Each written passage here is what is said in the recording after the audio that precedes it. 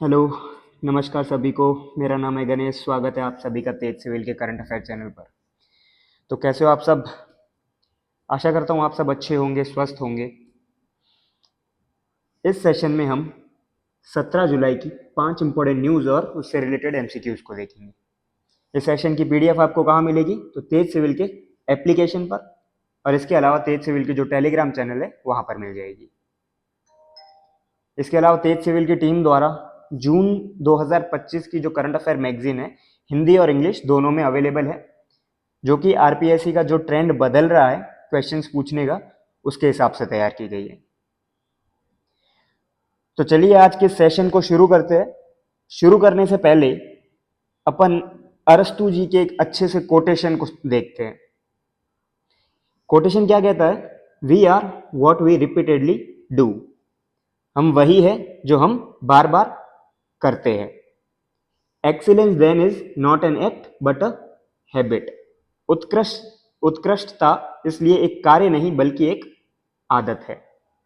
इसीलिए कहता हूं कि कंसिस्टेंटली, निरंतर रूप से अपनी पढ़ाई को करें।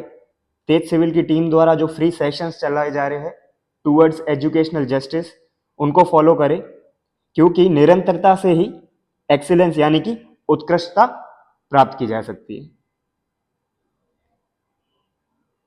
तो आज के सेशन को स्टार्ट करने से पहले अपन कल की क्लास का जो है रिवीजन कर लेते हैं। 16 जुलाई को अपन ने क्या क्या देखा था? 16 जुलाई को अपन ने पहली न्यूज देखी थी कि वर्षा देशपांडे को 2025 यूनाइटेड नेशन पॉपुलेशन अवार्ड व्यक्तिगत श्रेणी, इंडिविजुअल कैटेगरी से सम्मानित किया गया। ये अपन ने देखा था। और अपन ने ये देखा था कि इंडिविजुअल कैटेगरी में किसी इंडियन को यह सम्मान तीसरी बार प्राप्त हुआ है। वर्षा देशपांडे थर्ड इंडिविजुअल है जो कि इंडियन है ये सम्मान प्राप्त करने वाली, यूएन पॉपुलेशन अवार्ड। इनसे पहले किसको मिल चुका है? इंदिरा गांधी को और जेआरडी टाटा को। फिर इससे संबंधित अपन ने एक और इंपॉर्टेंट फैक्ट देखा था कि जो इंस्टीट्यूशनल कैटेगरी है, संस्थागत श्रेणी, इंस्टीट्यूशनल कैटेगरी में किसे मिला है? तो इंस्टीट्यूशनल कैटेगरी में मिला है international union for scientific study of population. International union for scientific study of population, इन्हें मिला है संस्थागत श्रेणी में। कौन सा पुरस्कार? तो यूनाइटेड नेशन पॉपुलेशन अवार्ड। तो ये आपके एग्जाम के लिए इंपॉर्टेंट हो जाता है। दोनों नाम आपको ध्यान होनी चाहिए, वर्षा देशपांडे और IUSSP। फिर अपन ने देखा था विंबलडन 2025 के बारे में।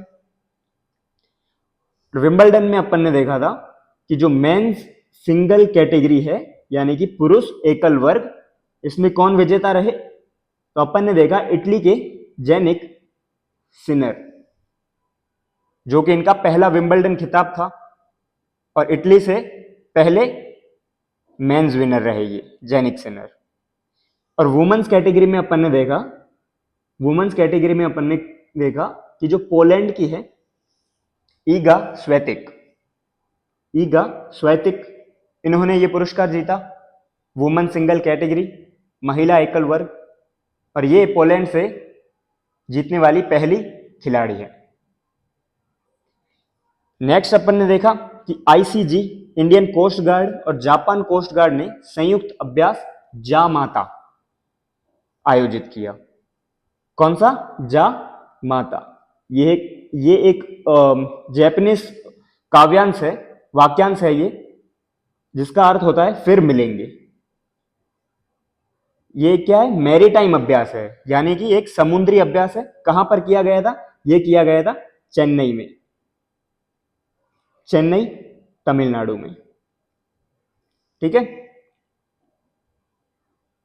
इसके बाद में अपन ने देखा कि DRDO और भारतीय वायुसेना, इंडियन एयरफोर्स ने स्वदेशी RF Sikar, radio frequency Sikar के साथ अस्त्र BVR AAM का सफलतापूर्वक परीक्षण किया। BVR AAM मतलब beyond visual range air to air missile. और ये परीक्षण कहां किया गया था? तो परीक्षण किया गया था integrated test range Chandipur Odisha. एकीकृत परीक्षण रेंज, इंटीग्रेटेड टेस्ट रेंज ओडिशा में जो है वहां पर इसका परीक्षण किया गया था, अस्त्र मिसाइल का। किसके माध्यम से किया गया था? तो ये किया गया था जो सुखोई 30 मार्क 1 जो फाइटर जेट है भारतीय वायुसेना का, सुखोई 30 मार्क 1 जो फाइटर जेट है, उसके माध्यम से इस मिसाइल को लॉन्च किया गया था। इस मिसाइल को किसने डेवलप किया है, इसको विकसित किसने किया है? तो इसको विकसित किया है डीआरडीओ की जो डीआरडीएल शाखा है, defence research and development laboratory, DRDL plus उसके साथ में 50 दूसरे संस्थान भी थे, जिसमें से एक था हिंदुस्तान एरोनॉटिकल लिमिटेड। डीआरडीएल के साथ में 50 दूसरी शाखाएं थी जिसने इसको डेवलप किया है। और इसका प्रोडक्शन कौन करेगा, मैन्युफैक्चरिंग कौन करेगा? तो इसका मैन्युफैक्चरिंग करेगा भारत डायनेमिक लिमिटेड। तो ये सारे पॉइंट्स आपको ध्यान में होने चाहिए। फिर अपन ने लास्ट न्यूज देखी थी कल कि Jodhpur green hydrogen innovation cluster बनाया जा रहा है। कहां पर बनाया जा रहा है, कहां पर इसको विकसित किया जा रहा है? आईआईटी जोधपुर में। और ये उत्तर भारत यानी कि नॉर्थ इंडिया का पहला ग्रीन हाइड्रोजन इनोवेशन क्लस्टर होगा। इसकी लागत के बारे में देखा था कि इसकी लागत कितनी होगी, 205 करोड़ रुपए। कितनी? 205 करोड़। और ये लगभग प्रति वर्ष 350 टन ग्रीन हाइड्रोजन प्रोड्यूस करेगा। तो ये तो थी कल की सारी न्यूज जो अपन ने वापस रिवीजन किया। अब बढ़ते हैं अपने पहले क्वेश्चन की ओर। पहला प्रश्न है, किस देश ने विश्व स्वास्थ्य संगठन यानी कि वर्ल्ड हेल्थ ऑर्गेनाइजेशन को पारंपरिक चिकित्सा में कृत्रिम बुद्धिमत्ता यानी कि आर्टिफिशियल इंटेलिजेंस के एकीकरण के लिए अपना पहला रोड मैप शुरू करने का प्रस्ताव दिया, जिससे इस क्षेत्र में उसकी वैश्विक नेतृत्व की स्थिति स्थापित हुई?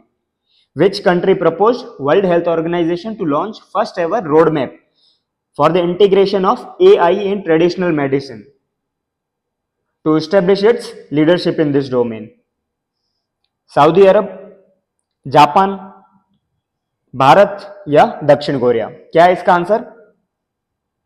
इसका आंसर है भारत।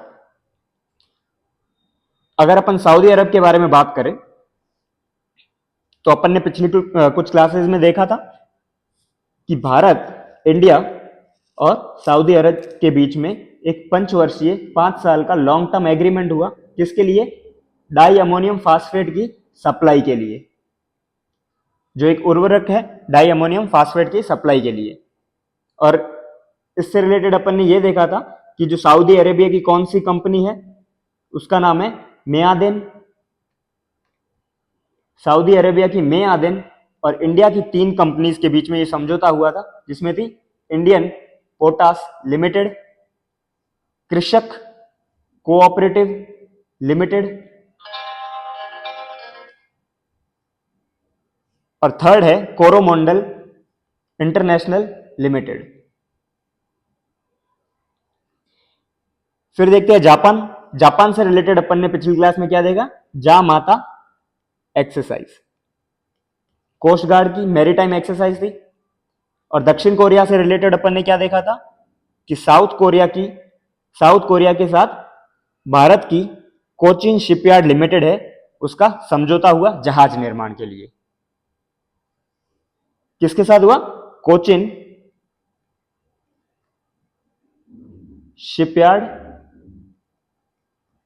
लिमिटेड के साथ। तो ये नाम ध्यान में रखना। चलिए देखते हैं अपनी न्यूज को। जुलाई 2025 में WHO यानी कि वर्ल्ड हेल्थ ऑर्गेनाइजेशन ने परंपरागत चिकित्सा में कृत्रिम बुद्धिमत्ता के अनुप्रयोग का मानचित्रण शीर्षक से एक जो है विवरण जारी किया, mapping the application of AI in traditional medicine. ठीक है, और ये किसके कहने पर हुआ? तो भारत के प्रस्ताव के आधार पर। और ये पहला वैश्विक रोड मैप है, first ever global road map है। इसलिए ये क्वेश्चन यहां से ये बन सकता है कि किसके प्रस्ताव से ये हुआ। क्या उद्देश्य है इसका? इसका उद्देश्य ये है कि जो ट्रेडिशनल मेडिसिन है, पारंपरिक जो चिकित्सा है, उसमें AI को इंटीग्रेट करना, एकीकृत करना, AI के माध्यम से उसे और बेहतर बनाना। और भारत इसमें ऑलरेडी जो है लीड कर रहा है, नेतृत्व कर रहा है। कैसे? भारत के कुछ ऐसे इनिशिएटिव्स है जैसे साही, नमस्ते, आयुष अनुसंधान पोर्टल, आयुष रिसर्च पोर्टल, इन सब के बारे में अपन आगे देखेंगे। ठीक है। और जो कि भारत की सदियों पुरानी जो चिकित्सा बुद्धिमत्ता को संरक्षित किया गया है इन सब पोर्टल्स के माध्यम से। इसके अलावा भारत पहला देश बना जिसने परंपरागत ज्ञान डिजिटल पुस्तकालय यानी कि ट्रेडिशनल नॉलेज डिजिटल लाइब्रेरी, जो कि एआई संचालित एक टूल है, उपकरण है, उसको शुरू किया, जिसके माध्यम से क्या किया जाएगा, जो प्राचीन चिकित्सा के ग्रंथ है उनको सूचीबद्ध, विश्लेषण और संरक्षित किया जाएगा। क्या नाम है टूल का? ट्रेडिशनल नॉलेज डिजिटल लाइब्रेरी, परंपरागत ज्ञान डिजिटल पुस्तकालय। किसके द्वारा किया गया? भारत के द्वारा। और भारत विश्व का पहला ऐसा देश है। इसके अलावा भारत के कुछ डिजिटल मंच के बारे में बात करूं, इनिशिएटिव्स के बारे में बात करूं, जो भारत ने एआई का उपयोग करके ट्रेडिशनल जो मेडिसिन है उसको संरक्षित करने के लिए शुरू की है।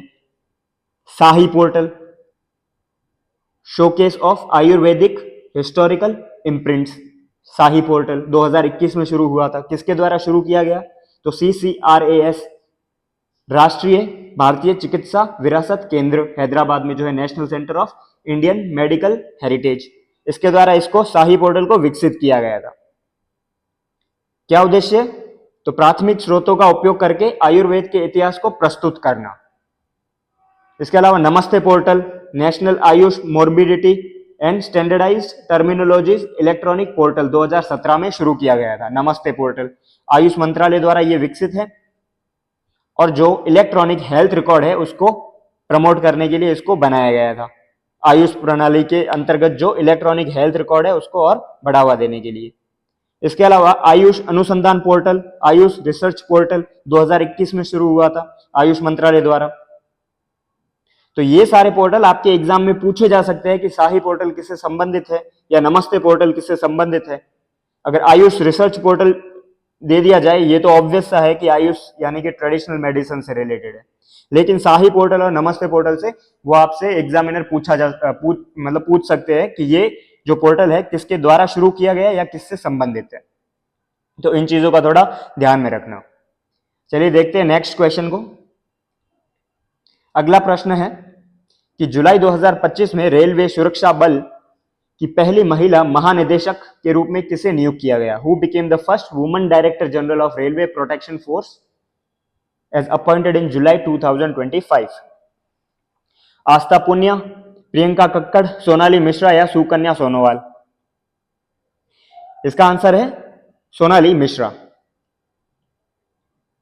अब अगर मैं आस्था पुनिया के बारे में बात करूं तो रिसेंटली आस्था पुनिया इंडियन नेवी, भारतीय नौसेना में पहली महिला पायलट बनी। पहली महिला पायलट बनी भारतीय नौसेना में। क्या नाम है? आस्था पुनिया। तो ये आपको ध्यान में होना चाहिए। प्रियंका कक्कड़ जी के बारे में बात करें तो प्रियंका कक्कड़ ब्रिक्स जो है मंच, ब्रिक्स का chamber of commerce and industry है, उसकी वुमेन्स विंग की को प्रेसिडेंट बनी है। वुमेन विंग की को प्रेसिडेंट, सह अध्यक्ष, को प्रेसिडेंट नियुक्त किया गया। किसे? प्रियंका कक्कड़ जी को। ये आप पार्टी से आती है, आम आदमी पार्टी से। तो ये ध्यान में होना चाहिए आपको कि ब्रिक्स की जो commerce chamber of commerce and industry की वुमेन्स विंग की को प्रेसिडेंट किसे नियुक्त किया गया? प्रियंका कक्कड़ जी को। सुकन्या सोनोवाल के बारे में बात करें तो सुकन्या सोनोवाल को कॉमनवेल्थ यूथ पीस एम्बेसडर घोषित किया गया था। Commonwealth youth piece ambassador. तो ये भी आपको ध्यान में होना चाहिए। चलिए देखते हैं न्यूज को। अब न्यूज क्या कहती है? जुलाई 2025 में मंत्रिमंडल की नियुक्ति समिति, अपॉइंटमेंट कमेटी ऑफ कैबिनेट ने वरिष्ठ आईपीएस अधिकारी सोनाली मिश्रा को रेलवे सुरक्षा बल की पहली महिला महानिदेशक, first woman director general of railway protection force नियुक्त किया।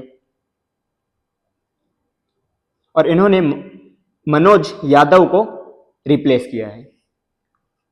अगर इनकी टेन्योर की बात करें कब शुरू होगा? 1 अगस्त से 1 अगस्त से 31 अक्टूबर 2026। ठीक है, 1 अगस्त 2025 को इनका कार्यकाल शुरू होगा, 31 अक्टूबर 2026 तक इनका कार्यकाल चलेगा। चलिए देखते हैं नेक्स्ट क्वेश्चंस को। सिगंदूर पुल जो भारत का दूसरा सबसे लंबा केबल स्टे ब्रिज है, कहां स्थित है? Where is the Sigandur bridge, India second longest cable stayed bridge located? Mangaluru Karnataka, Shivamogga Karnataka, Kochi Kerala या पणजी गोवा? इसका आंसर है शिवमोगा कर्नाटक।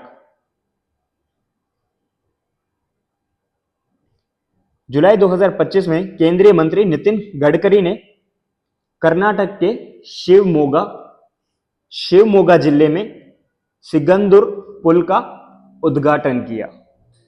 यह भारत का दूसरा सबसे लंबा केबल स्टे ब्रिज है, second longest cable stayed bridge in India. इसकी लागत की बात करें तो 472 करोड़ रुपए और इसकी लंबाई की बात करें 2.25 किलोमीटर। कौन से दो स्थान को जोड़ेगा ये? तो ये सागर तालुक, कर्नाटका के सागर तालुक में अंबरगोडलू और कालसवली दो गांव है, इन दो गांवों को जोड़ेगा ये ब्रिज। अगर मैं भारत का सबसे लंबा केबल स्टे ब्रिज की बात करूं तो वो कौन सा ब्रिज है? क्या नाम है उस ब्रिज का? सुदर्शन सेतु। सुदर्शन सेतु कहां पर है? यह है गुजरात में। ठीक है, और इसकी लंबाई की बात करें 2.32 किलोमीटर इसकी लंबाई है। ठीक है, तो ये ध्यान में रखना कि भारत का सेकेंड लॉन्गेस्ट जो केबल स्टे ब्रिज है कहां पर उसका उद्घाटन हुआ? कर्नाटका के शिवमोगा जिले में।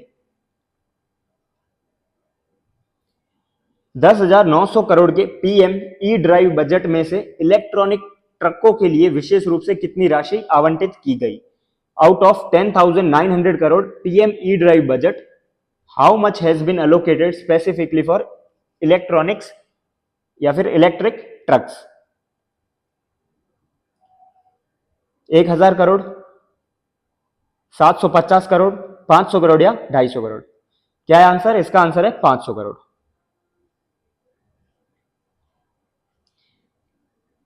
केंद्रीय मंत्री एच.डी. कुमारस्वामी, जो कि ministry of heavy industry and public enterprises यानी कि भारी उद्योग मंत्रालय संभालते हैं, एच.डी. कुमारस्वामी ने पीएम ई ड्राइव जो पहल है भारतीय सरकार की, उसके तहत भारत की पहली मांग प्रोत्साहन योजना ई ट्रकों के लिए India first ever demand incentive scheme for electronics या फिर इलेक्ट्रिक ट्रक्स की शुरुआत की।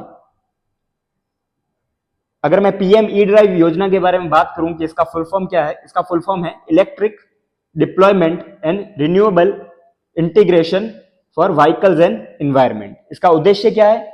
तो जो माल परिवहन यानी कि फ्रेट ट्रांसपोर्ट है, उससे उस उत्सर्जन जो होता है, पॉल्यूशन जो होता है, उसको कम करना, और बंदरगाहों, लॉजिस्टिक्स, सीमेंट और इस्पात के जो जैसे उच्च प्रभाव वाले जो क्षेत्र है उसमें ई ट्रक्स को अपनाना ताकि पॉल्यूशन कम हो, फ्यूल का खपत जो है, कन्वेंशनल फ्यूल का खपत जो है वो कम हो।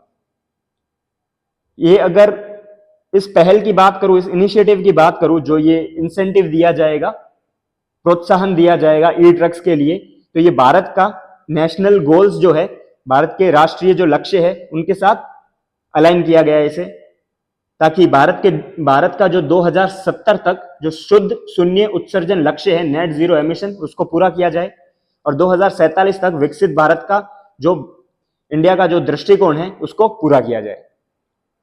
अगर मैं पीएम ई ड्राइव योजना की बात करूं तो ये शुरू कब की गई थी? 1 अक्टूबर 2024 को। कब तक चलेगी? 31 मार्च 2026 तक चलेगी। इसके अंतर्गत 10,900 करोड़ का बजट दिया गया है। इलेक्ट्रॉनिक व्हीकल्स जो होते हैं उनको बढ़ावा देने के लिए, उनके मैन्युफैक्चरिंग के लिए, अगर कोई खरीदता है तो उसको इंसेंटिव दिया जाए। और इस 10,900 करोड़ में से 500 करोड़ दिए गए हैं इलेक्ट्रिक ट्रक के लिए, और टोटल 5600 इलेक्ट्रिक ट्रकों को प्रोत्साहन दिया जाएगा और प्रति ट्रक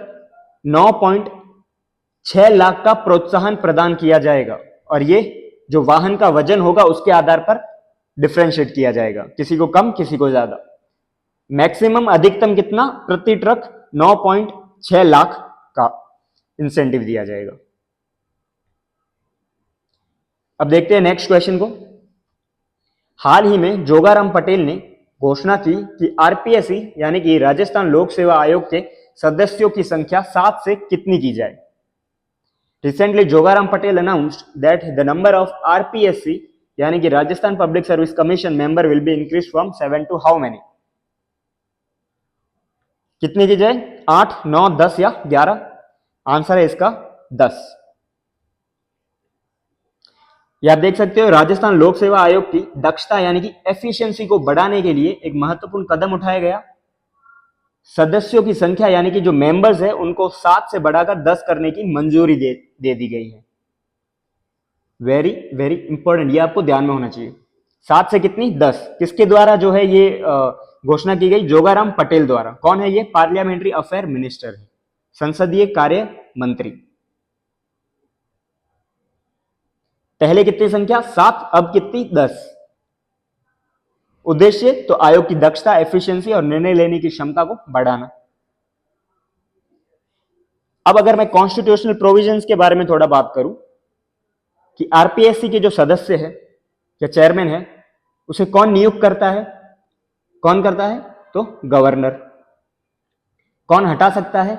तो राष्ट्रपति, प्रेसिडेंट। कौन से आर्टिकल में मेंशन है स्टेट पीसीएस के बारे में, राज्य लोक सेवा आयोग के बारे में? कौन से आर्टिकल में मेंशन है? Article number 315। आर्टिकल 315 बात करता है राज्य लोक सेवा आयोग के बारे में। और इसके अलावा अगर बात करें अनुभव के बारे में, बात करें मेंबर्स के, तो ये कहा गया है कि एटलीस्ट आधे जो मेंबर्स हैं उनके पास गवर्नमेंट के अंदर किसी ऑफिस को चलाने के 10 साल का अनुभव होना चाहिए। वो भले फिर वो सेंट्रल गवर्नमेंट के अंडर हो या स्टेट गवर्नमेंट के अंडर हो, 10 साल के लिए उनको अनुभव होना चाहिए। तो ये थे आज के 5 न्यूज और उससे रिलेटेड 5 क्वेश्चंस। आशा करता हूं आपको ये सेशन पसंद आया होगा। अगर सेशन पसंद आ रहा है आपको तो प्लीज चैनल को सब्सक्राइब करें, बेल आइकन को दबाना ना भूलें ताकि जब भी वीडियो डाला जाए वो आपको नोटिफिकेशन मिल जाए। और जो वीडियो को है लाइक और शेयर करना भी ना भूलें ताकि ज्यादा से ज्यादा तक ये वीडियो पहुंचे। ठीक है, थैंक यू एवरीवन। मिलते हैं आपके साथ अगले करंट अफेयर सेशन में।